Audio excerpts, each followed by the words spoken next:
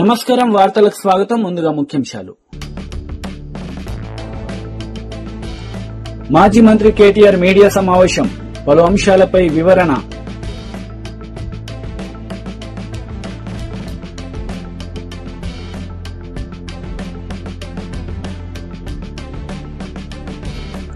మాజీ మంత్రి అంబటి రాంబాబు మీడియా సమావేశం, పలు అంశాలపై వివరణ.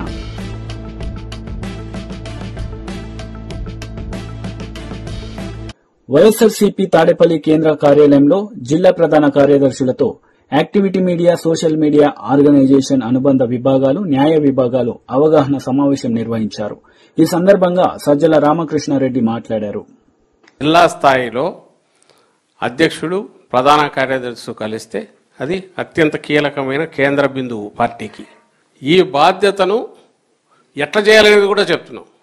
ఏ రకంగా మనం చేయాలా, ఏ రకంగా డెలివరీ చేయాలా, ఇట్లా చేయడం ద్వారా పార్టీకి ఏ రకంగా ఎంత ఉపయోగం ఉంటుంది అనేది కూడా మీరు కూడా ఆ అధ్యక్షుడికి నమ్మకం కలిగించే పని మీరు చేయాలి. మనకు అప్పచెప్పిన బాధ్యతను ఇంతవరకు నేను సక్రమంగా నిర్వహిస్తే జగన్మోహన్ రెడ్డి గారికి చాలా బాగా ఉపయోగపడినట్టు, సేవ చేసినట్టు పార్టీకి. మన టీంను కలుపుకుపోయి మన వెంబడి ఉండే వాళ్ళను, మనకు ఎవరెవరిని ఇస్తారో వాళ్ళను కలుపుకొని ఒక పర్ఫెక్ట్ మెషిన్ లాగా పనిచేయగలగాలి. ఈ టీంను ఎఫెక్టివ్గా రన్ చేయడము, కింది వరకు ఎప్పటికప్పుడు మానిటర్ చేసుకుంటుండడం, రిపోర్ట్స్ జనరేట్ చేయడం. దీనికి లిమిట్ లేదు ఎంత చేయాలనేది. మనం ఎంతవరకైనా పోవచ్చు మనకున్న ఓపిక, దీన్ని బట్టి ఇంకా స్థానిక పరిస్థితులను బట్టి మనకున్న క్రియేటివిటీ అనండి, మనకున్న శక్తి సామర్థ్యాలు అనండి పూర్తి ఉపయోగించుకోవచ్చు. అది పార్టీకి అవసరం. బట్ ఒక్కటి గుర్తించాల్సింది ఏంటంటే మన ఇండివిజువల్ స్ట్రెంగ్త్ కంటే టీంలో ఉండే స్ట్రెంగ్త్ పెద్దది. ఈ టీంను బిల్డ్ చేసుకోగలిగితే జగన్మోహన్ రెడ్డి గారికి బ్రహ్మాండంగా మనం ఆయన ఎక్స్పెక్ట్ చేసే దానికంటే 2 ఇంతలు చేసినట్టు, మేలు చేసినట్టు, లేదు పార్టీకి అంత బ్రహ్మాండంగా సేవ చేసినట్టు. ఇలాంటి దీని గురించి ఇంత స్పష్టంగా ఎందుకు మీకు చెప్పాల్సి వచ్చిందంటే మీరుండే స్థానం అట్లాంటిది. ఇప్పుడు మీరు ఏ పదవిలో ఉన్నారో అది. ఇప్పుడు ఇక్కడే సెంట్రల్ ఆర్గనైజేషన్ లీడ్ చేసే వాళ్ళకి ఎట్లయితే అన్ని జిల్లాల మీద పట్టు వచ్చేటట్టు ఆ జిల్లాల్లో వీళ్ళకి అప్పచెప్పిన ఒక అనుబంధ విభాగం అయితే అన్ని జిల్లాల్లో ఆ విభాగంలో గట్టి నాయకత్వాన్ని సెలెక్ట్ చేసి ఒక గట్టి వెపన్ తయారు చేసే బాధ్యత ఎట్లుంటుందో, జిల్లా వచ్చేసరికి ఆ జిల్లా మీద మీకు సంబంధించినంత వరకు మీకు ఏ బాధ్యత అప్పచెప్పామో అది continuous next 5 years value addition, అంటే ఇంప్రూవ్మెంట్ చేస్తూ, ఇంప్రూవైజ్ చేస్తూ స్థానిక పరిస్థితులకు తగినట్టు మీరు యాక్టివ్గా ఉండడం, ఒక టీంను తయారు చేయడం. అందులో మీకు అప్పచెప్పిన సెక్రటరీలు ఉంటారు, మనకున్న నాయకత్వం. దీనివల్ల మనతో ఒక టీం తయారు చేసుకోవాలా, చేసి మన బాధ్యతలు, మనకు అప్పచెప్పిన బాధ్యతలు డెలివరీ చేయాలి. ఆ డెలివరీ ఎంత ఎఫెక్టివ్గా చేస్తే పార్టీ అంత స్ట్రెంగ్త్ అవుతుంది. అంటే మనం ఏ దేంట్లో ఉన్నా, ఏ పని చేస్తున్నా, ఏం జరుగుతుందో చుట్టూ ఫాలో కావడం, అలాగే మీడియాలో ఏమొస్తున్నాయో చూడడం, ప్రజల అభిప్రాయాల్లో మార్పు ఉందా ఎట్లుందని చూడడం, జిల్లాలో ఏమైనా ప్రత్యేకమైన సమస్యలు ఉన్నాయో గమనించడం. అదేం ఎవరి ఎక్స్క్లూజివిటీ కాదు, అది బాధ్యతగా వచ్చేది కాదు, మనకుండే స్పృహ. అవన్నీ కూడా మీరు కంట్రిబ్యూట్ చేయగలిగినవే. ఇన్ అడిషన్ టు మనకు అప్పచెప్పిన బాధ్యతతో పాటు ఇవి కూడా అయితే అప్పుడు ఆ జిల్లా యూనిట్ అనేది బాగా స్ట్రాంగ్ అవుతుంది. ఆయన ఇచ్చిన సూపర్ 6 అనేదో ఆ రోజు హామీలు ఇవ్వడం, ఇచ్చే రోజు ఆయనకు తెలిసినట్టుంది ఇవి అసలు ఇంప్లిమెంట్ చేయాల్సిన అవసరం లేదు, చేయాలనే ఆలోచన కూడా ఆయన ఉన్నట్టు లేదు నాకు అనిపించేది. ఇంకో పక్క ఆదాయం పడిపోయింది, ఆదాయం పడింది, అప్పులు పెరిగినాయి. రెండోది మనం మోరల్గా ఫస్ట్ ఇయర్ మీరంతా కేసుల పరంగా చూశారు. అడ్డగోలుగా అక్రమ కేసులు ఏ రకంగా పెడుతూ వచ్చారో, పోలీసు వ్యవస్థను కంప్లీట్గా తన కాళ్ళ కిందకి తెచ్చుకొని వాళ్ళల్లో ఉండే కాస్త సిన్సియర్ ఆఫీసర్లందరినీ పక్కన పెట్టేసి పూర్తి తన మాట అనకపోతే వాళ్ళని తొక్కుతామని బెదిరించో, లేదా వాళ్ళకు మించి ప్రభుభక్తి ప్రదర్శించే వాళ్ళని పెట్టుకుని అది దాన్ని ఒక ఫోర్సు, ప్రతిపక్షాన్ని నామరూపాలు లేకుండా చేయాలనే అత్యాశతో చేసే ప్రయత్నం ఏదైతే ఉందో, అక్రమ తప్పుడు కేసులు పెట్టి, అది మామూలు గతంలో ఎప్పుడు చూడనంతగా పెట్టిన విషయం మీరనే గమనించారు. ఏ రకంగా ఎఫెక్టివ్గా మరింత మెరుగ్గా మీరు కింద ఎట్లా పనిచేయాలనేది మీకు మీరు నిర్ణయించుకొని అధ్యక్షుడితో కలిసి ఒక పటిష్టమైన టీం జిల్లాలో తయారు చేయాల్సి కోరుతూ so I wish you all the best. మాజీ మంత్రి కేటీఆర్ మీడియా సమావేశం నిర్వహించారు. ఈ సందర్భంగా పలు అంశాలపై ఆయన మాట్లాడారు. కూడా తీవ్రమైన ఆవేదనకు, తీవ్రమైన దిగ్భ్రాంతికి గురి చేసింది. వారు అంచెలంచెలుగా ఒక విద్యార్థి నాయకుడిగా తన ప్రస్థానాన్ని ప్రారంభించి ఒక జాతీయ పార్టీకి జాతీయ స్థాయిలో ప్రధాన కార్యదర్శిగా 7 ఏళ్ల పాటు బాధ్యతలు నిర్వహించడం అంటే సామాన్యమైన విషయం కాదు. నిబద్ధతతో మొదటి నుండి ప్రజల పట్ల ఒక స్పష్టమైన ప్రజా సమస్యల పట్ల ఒక స్పష్టమైన అవగాహనతో అన్ని ప్రజా సమస్యల విషయంలో కూడా క్రియాశీలంగా వ్యవహరించిన సురవరం గారు మన మధ్య లేకపోవడం అనేది ప్రజా ఉద్యమాల్లో పనిచేసిన ప్రతి ఒక్కరికి కూడా తీరని లోటు. ముఖ్యంగా తెలంగాణ ఉద్యమానికి సంబంధించిన మాట మాట్లాడాల్సి వస్తే ఆనాడు కమ్యూనిస్ట్ పార్టీ ఆఫ్ ఇండియా ముందుకు వచ్చి పెద్దలు ప్రణబ్ ముఖర్జీ గారి కమిటీ ఆనాడు కేంద్ర ప్రభుత్వం ఏర్పాటు చేస్తే యూపీఏలో ముందుకు వచ్చి ఆనాడు కమ్యూనిస్ట్ పార్టీ ఆఫ్ ఇండియా మద్దతు తెలపడం, పార్లమెంట్ ఉభయ సభల్లో కూడా వారు మద్దతు ఇవ్వడం, మా వినోద్ గారు అదేవిధంగా మా గౌరవ పార్లమెంట్ సభ్యులందరూ ఆనాడు ప్రత్యేకంగా జాతీయ స్థాయిలో సురవరం సుధాకర్ రెడ్డి గారు కూడా ఆనాడు మాతో కలిసి నడిచిన వారు. ఆ రోజు జాతీయ స్థాయిలో వారితో పాటు కలిసి పనిచేసే ఒక అవకాశం కూడా మా పార్టీకి కలిగింది. వాళ్ళ పెద్దలు కేసీఆర్ గారు వారితో ఉన్న తన అనుభవాలను కూడా గుర్తు చేసుకుంటూ వారి తరఫున అదేవిధంగా మా పార్టీ తరఫున కూడా మరి కమ్యూనిస్ట్ పార్టీ ఆఫ్ ఇండియాకి అట్లాగే ఈ రాష్ట్రంలోని ప్రజా ఉద్యమాల్లో పాల్గొన్న ప్రతి ఒక్కరికి, వారితో పాటు ముఖ్యంగా సురవరం గారి కుటుంబం వారి శ్రీమతి విజయలక్ష్మి గారికి, వారి అబ్బాయి కపిల్ గారికి, అదేవిధంగా కమ్యూనిస్ట్ పార్టీ ఆఫ్ ఇండియా అభిమానులకి, కార్యకర్తలందరికీ కూడా మా పార్టీ తరఫున, మా పార్టీ అధ్యక్షులు కేసీఆర్ గారి తరఫున హృదయపూర్వకమైన వినమ్రమైన నివాళులర్పిస్తూ వారి లేని లోటు పూడ్చలేనిది, వారి కుటుంబానికి ఈ సందర్భంగా మనోధైర్యంతో నిబ్బరంతో ముందుకు పోవాలని మనస్ఫూర్తిగా కోరుకుంటూ వారికి మాన్యవాదాలు. మాజీ మంత్రి అంబటి రాంబాబు మీడియా సమావేశం నిర్వహించారు. ఈ సందర్భంగా పలు అంశాలపై ఆయన మాట్లాడారు.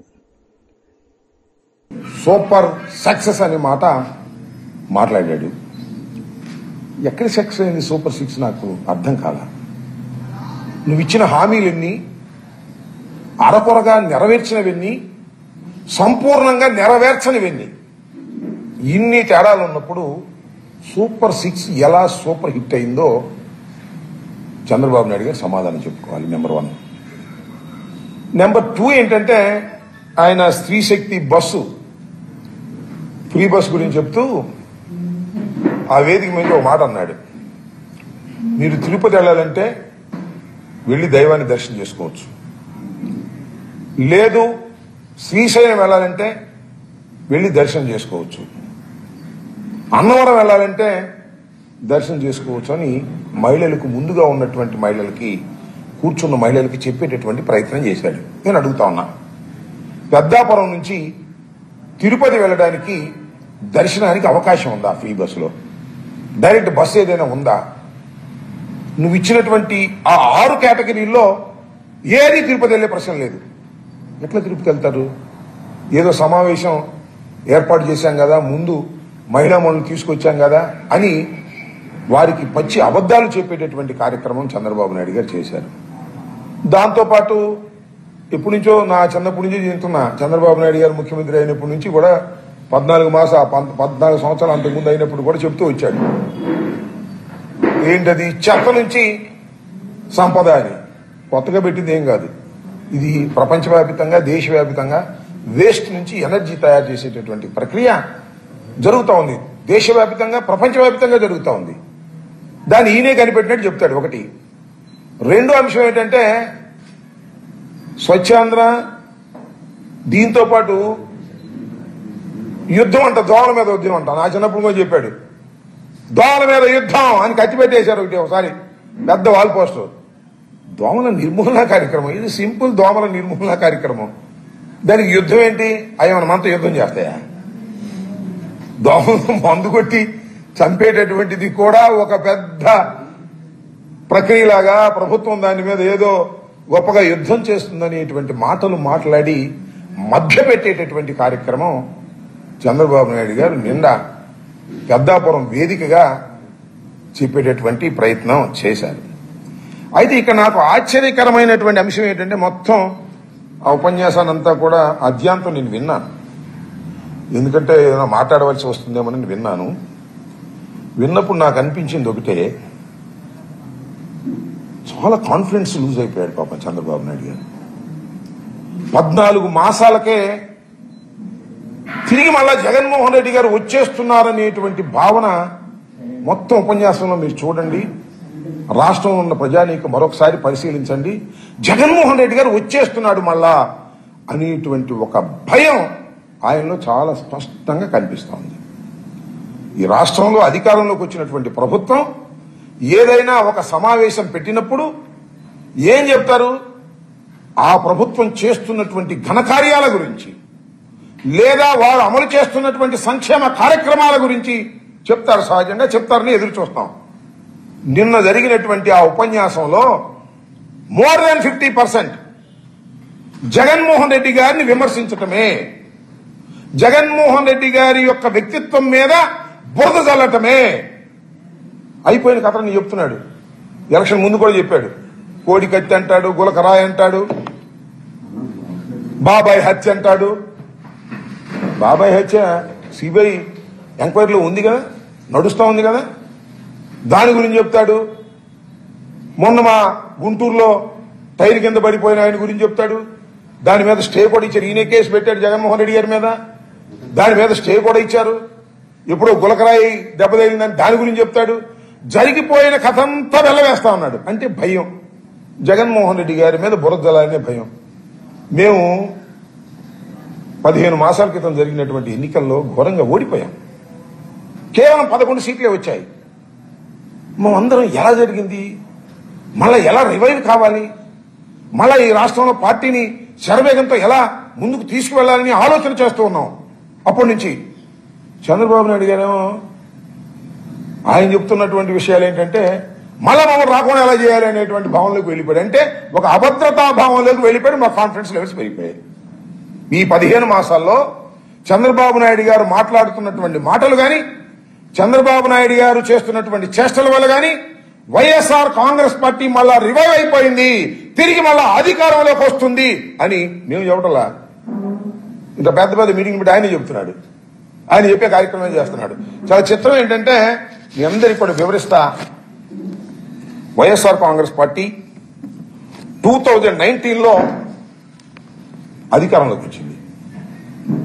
అప్పుడు అధికారంలోకి వచ్చినప్పుడు చంద్రబాబు నాయుడు గారు తెలుగుదేశం పార్టీకి వచ్చినటువంటి ఓట్ షేర్ ఎంత అంటే 39.17తో వాళ్ళు 23 సీట్లు గెలుచుకున్నారు. BJP Telangana state media, IT మరియు సోషల్ మీడియా వర్క్ షాప్ నిర్వహించారు. ఈ సందర్భంగా పలువురు నేతలు మాట్లాడారు. సేపు కూడా ఉదయం లేస్తే మన డైలీ యాక్టివిటీస్, ఉదయం గుడ్ మార్నింగ్, రాత్రి గుడ్ నైట్, మధ్యలో వారికి శుభాకాంక్షలు, వారి బర్త్డేకి విషెస్ ఇవి పరిమితం చేస్తూ ఒక డిజిటల్ లైబ్రరీగా మార్చేస్తా ఉన్నారు. ఇవాళ మన ప్లాట్ఫామ్స్ అన్ని కూడా మన డైలీ యాక్టివిటీస్, ఉదయం అక్కడికి వెళ్ళాం, ఇక్కడ పాల్గొన్నాం, ఇది కాదు.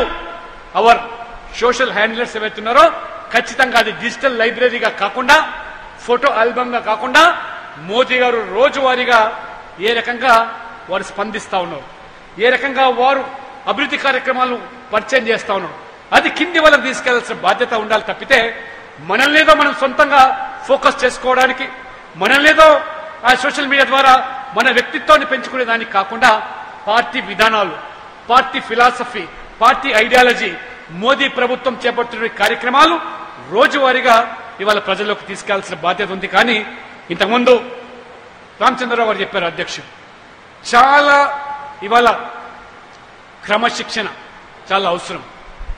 ఇవాళ క్రమశిక్షణ అంటే మారు పేరు బీజేపీ. అటువంటి బీజేపీలో ఇవాళ మనం చూస్తున్నాం క్రమశిక్షణ ఎక్కడెక్కడ లోపిస్తా ఉన్నది. సోషల్ మీడియాలో ఇవాళ సంచలనాల కోసం ఇవాళ వార్తలు కాదు ఇవాళ కావాల్సింది, సెన్సేషన్ కోసం కాదు ఇవాళ వార్తలు మనం కల్పించాల్సి.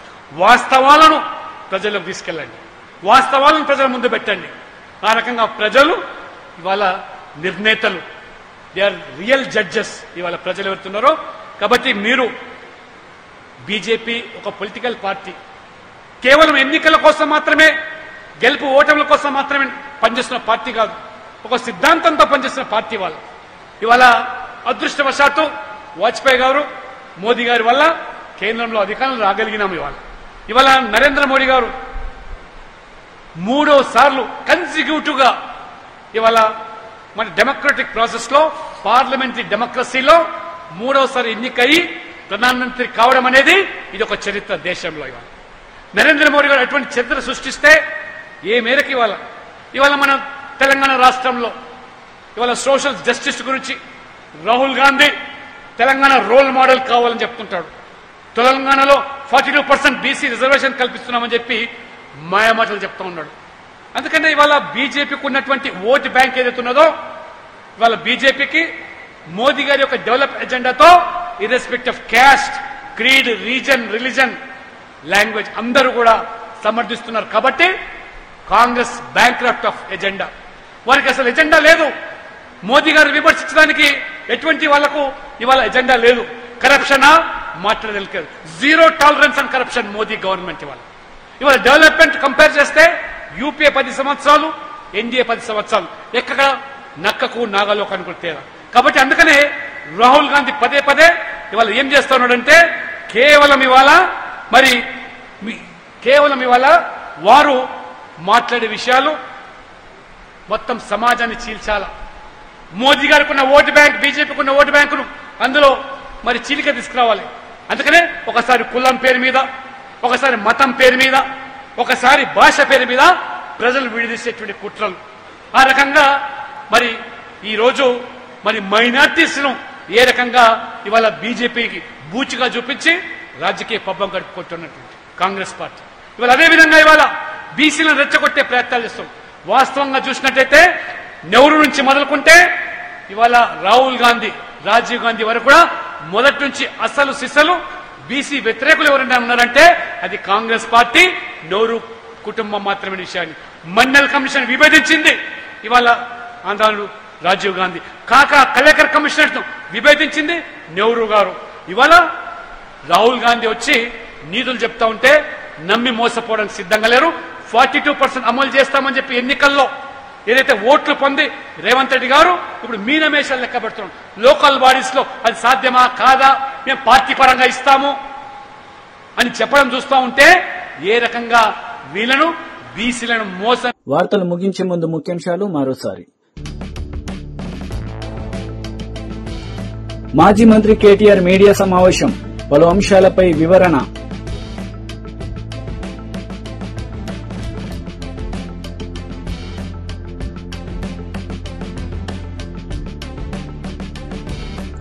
మాజీ మంత్రి అంబటి రాంబాబు మీడియా సమావేశం, పలు అంశాలపై వివరణ.